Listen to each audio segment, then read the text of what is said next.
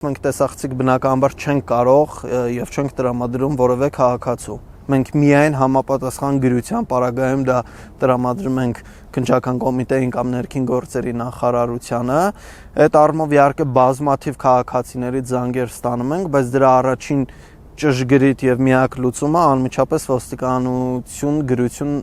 ներկայացնելն է, որ ոստիկանությունն էլ մեզ դիմի, բայց բազմաթիվ զանգեր եղել են, շատ հաճախ եղել են դեպքեր, որ նույնականացնելու համար մեր տեսահասման օպերատորները իրենք են կապվել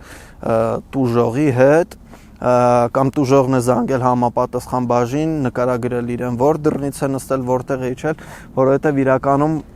աշխատանքը հեշտ չի։ Շատ հաճախ քաղաքացին իր ահազանգի մեջ նշում է, որ նստել է ենթադրաբար, ասենք, կանաչ ավտոբուս Մաշտոցի պողոտայից։ Մաշտոցի պողոտան բավականին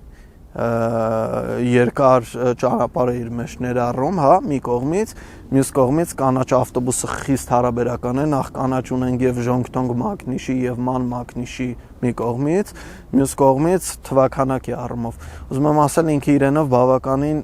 բարդ process է ու շատ հաճախ մեր մասնագետների միջամտության կարիքը լինում է նույնականացնելու առումով։ Դե բնականաբար քաղաքացին տվյալ պահին տուժող քաղաքացին տվյալ պահին ֆիքսած չի լինում համար, շատ հաճախ կոնկրետ ժամը ֆիքսած չի լինում ու այդ առումով աշխատանքը դժվարանում է, որովհետև եթե վերցնենք որևէ խիտ ժամի միջանկյալ ժամանակահատված, ենթադրենք 11-ից 11:30 ընկած ժամանակահատվածը, տասնյակ տրանսպորտային միջոցներ, տասնյակ ավտոբուսներ կարող է այդտեղով անցած, տվյալ տեղով անցած լինեն։ Այդ առումով էլ բավականին